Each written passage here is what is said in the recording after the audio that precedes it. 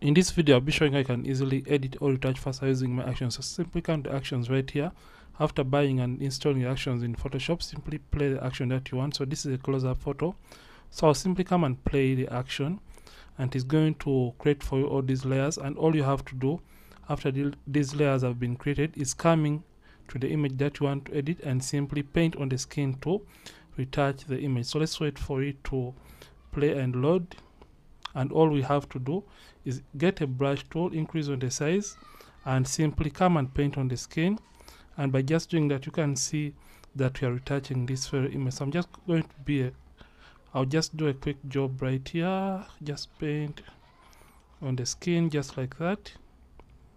And by just doing this, you can see the quick before, after. So if at all you want to purchase this action, simply check the links in the bio and also check the links in the video description.